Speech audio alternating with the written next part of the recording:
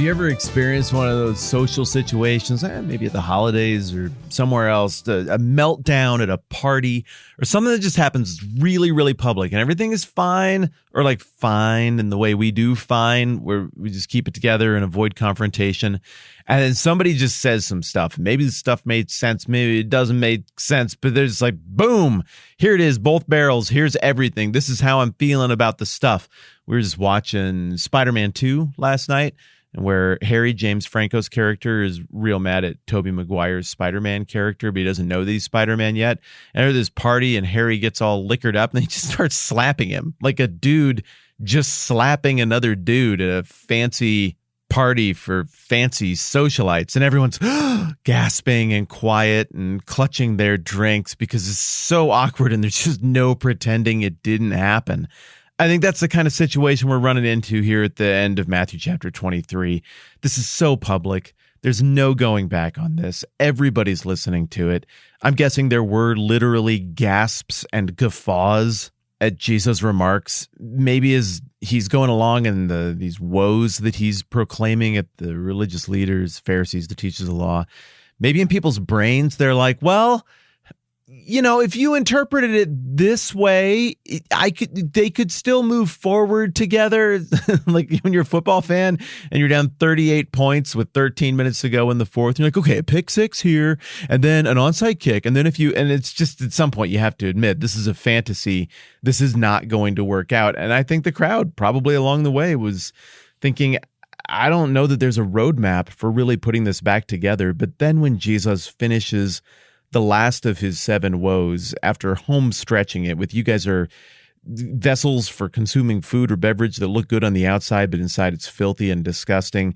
You guys are whitewashed tombs. You look pretty on the outside, but on the inside you just have death. And also, speaking of tombs, you religious leaders decorate the tombs and honor and venerate the dead prophets who your tradition is responsible for killing, and who, if you had been there, you would have helped kill as well.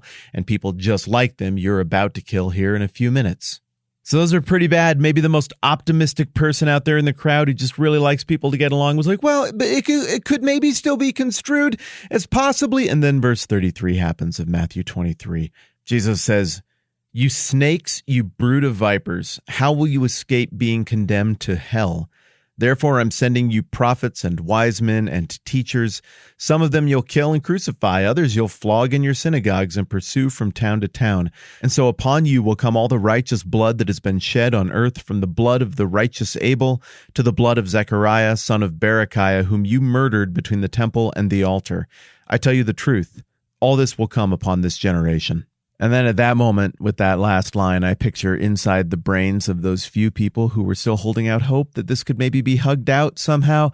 I think there was probably some sort of metaphorical downward slide whistle. No, I think we're done here. I don't think these guys are going to work it out. If you've been hanging around with me while we've been working through the book of Matthew, then that initial language from verse 23, you snakes, you brood of vipers, that probably popped for you because, hey, I turn right to it. And I always get excited when that happens. In Matthew chapter 3, when we fast forward from the nativity business with Herod and the Magi and all of that, we go from the end of chapter 2, and it's early in Jesus' life, to the beginning of chapter 3, and now we're all grown up, and Jesus is becoming a public thing, and John the Baptist is out baptizing right at the beginning. We don't really know how the religious leaders are going to respond to John the Baptist and the revival that's happening out in the desert, and to this Messiah who was promised to come. There may be a few rumblings floating around, but nobody really knows what to make of that. And so from a purely chronological perspective, when we flip to the first few verses of chapter 3 for the first time, it's like, well, isn't there already a religion here? What do the religious leaders think about this? Maybe they'll get on board. Maybe this will be some kind of unifying thing.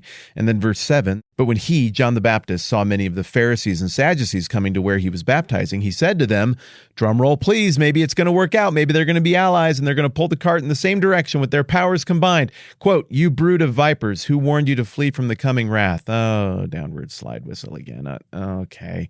"Produce fruit in keeping with repentance, and don't think you can say to yourselves, we have Abraham as our father." And okay, then he goes into the stuff where he calls out their overinflated sense of ethnicity being their assurance or claim to connectedness with God. And then John the Baptist goes on to point to this other one who's coming after him. That turns out to be Jesus. And then Jesus shows up, and then the baptism happens, and the Trinity's there.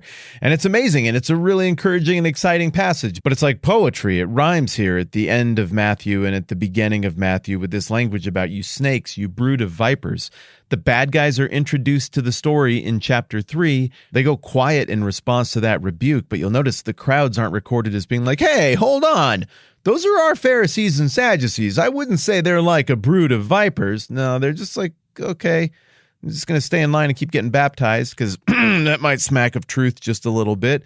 And then we get to the end here, and you'll notice that your run-of-the-mill, everyday Jerusalemite is not running into the mix to be like, whoa, whoa, whoa, Jesus of Nazareth.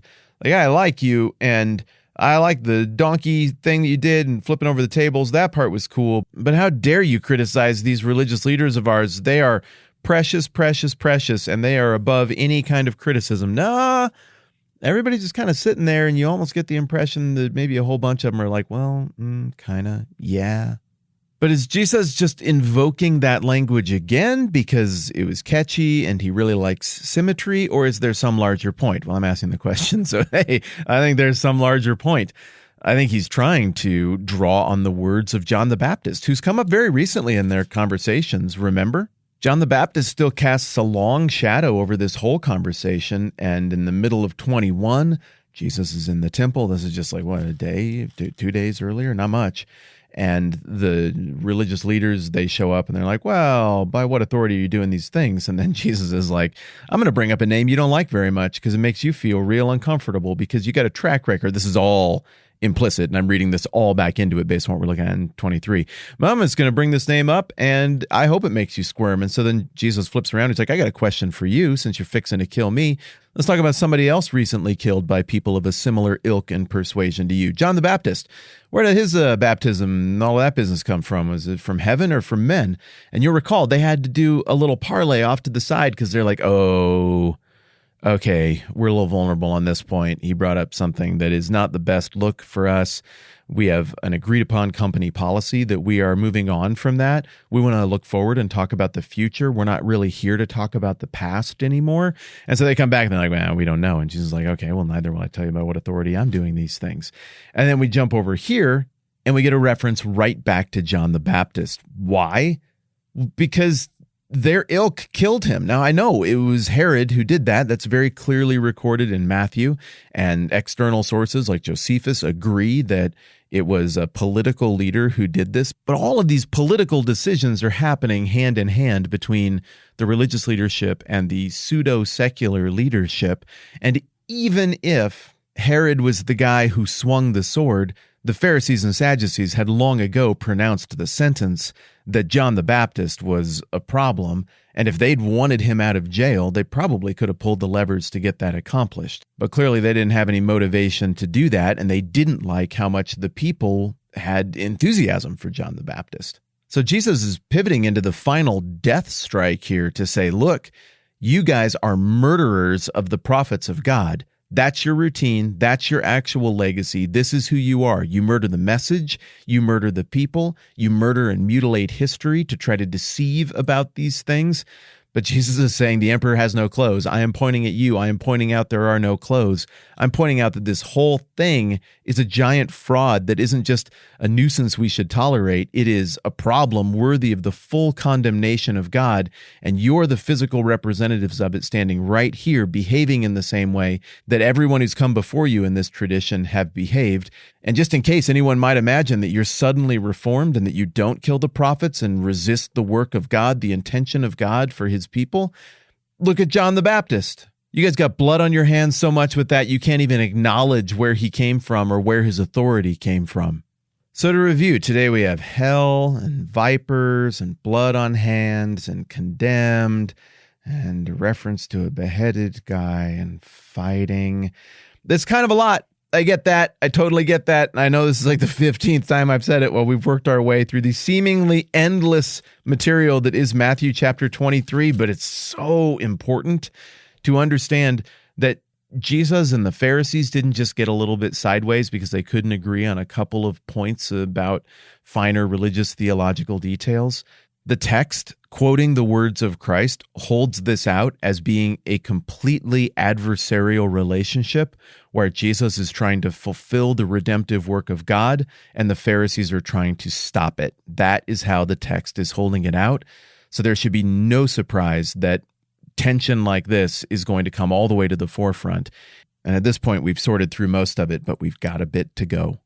Thanks for spending time with me. I'm Matt. This is the 10-Minute Bible Hour podcast. Let's do this again soon.